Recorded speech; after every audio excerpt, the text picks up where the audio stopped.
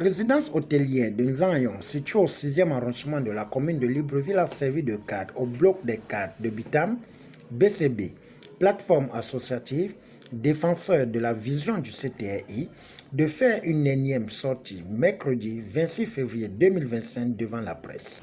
À 2 mois de l'élection présidentielle, qui marquera inévitablement la fin de la transition, et quelques jours après la visite du président de la transition, le général de brigade Brice Clotaire Oligingen, dans le département du Thème. L'honneur m'échoit, en ma qualité de président, de prendre la parole cet après-midi pour partager avec vous le message du bloc des cadres Bitam sur la situation politique actuelle de notre pays en général et sur le bilan des 2 ans de transition dans notre département. Mais avant cela, qu'il me soit permis de m'acquitter d'un indispensable devoir, celui de vous adresser la plus cordiale des bienvenues et vous remercie d'être venus si nombreux. Cela témoigne de votre attachement aux idéaux de développement et d'unité pour le département du Thème. Mesdames et messieurs, sur l'actualité politique nationale, le bloc des cadres Bitam constate, pour le regretter, la recrudescence de la violence, de la division, du régionalisme et tous les vices de cette nature. Il convient de rappeler, à cet effet, que depuis le 30 août 2023, le président de la transition a fait de l'inclusion et de l'unité nationale ses priorités.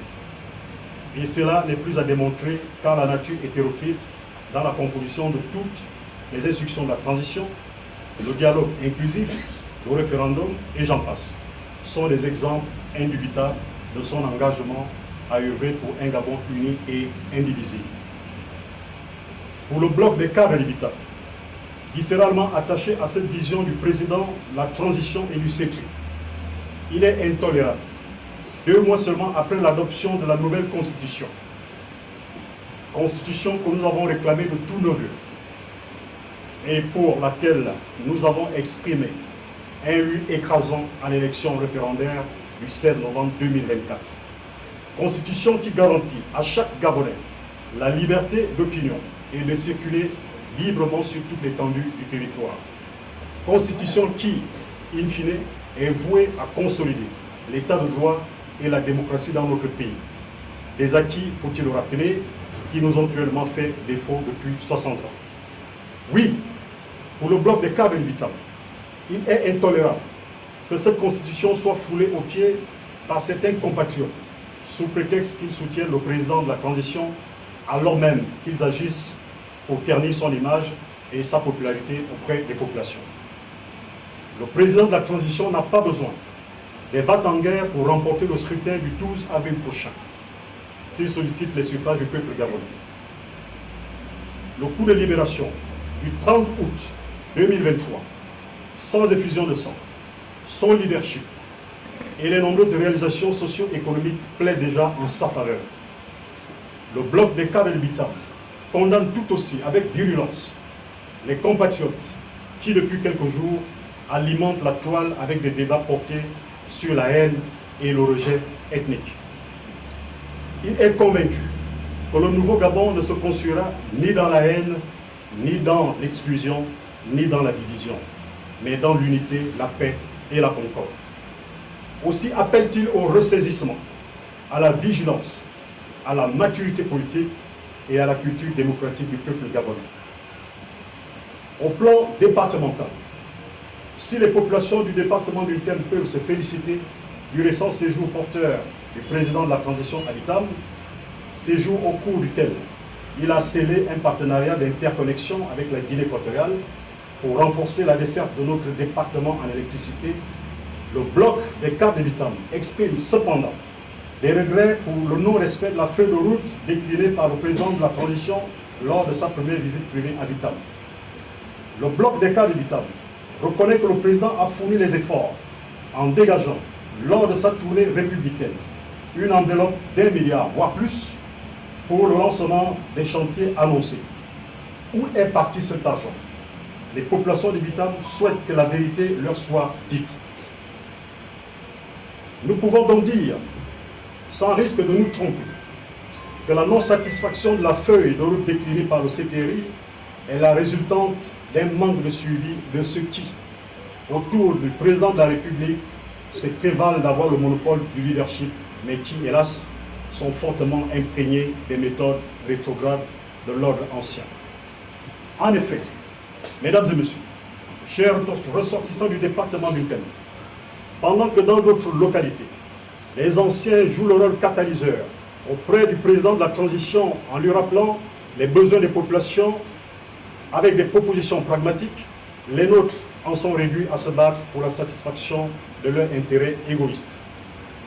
Ils doivent par exemple lui dire avec insistance que le taux de mortalité est élevé à Bitam, faute d'une structure hospitalière moderne à même de prendre en charge les malades de sida, de cancer, de diabète, etc. Ce sont les mêmes qui entretiennent la division et l'exclusion contre la vision et l'image du président de la transition. Ils sont incapables d'œuvrer pour l'harmonie intergénérationnelle. Au contraire, ils alimentent de plus en plus le conflit générationnel. Nous en voulons pour preuve cette montée au créneau de la jeunesse bitamoise, appelant au retrait de la scène politique départementale certains notables et anciens cadres de l'ancien régime. Le bloc des cadres de Bitam suggère d'ailleurs le président de la transition à procéder autour de lui à des réaménagements stratégiques pour éviter que cette situation ne soit à la fin une source de contre-performance pour son élection à Bitam. Mesdames et messieurs, chers ressortissants du thème, engagés à soutenir la vision du CETRI, le bloc des cadres de Bitam réclame et œuvre à ce que toutes choses deviennent enfin nouvelles dans le département.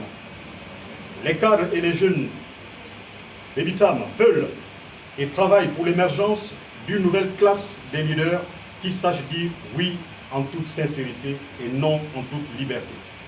C'est donc habité de cet esprit de renouveau que nous vous disons que le bloc des cadres de Bitam ne tolérera plus les méthodes anciennes qui ont retardé le développement de notre département.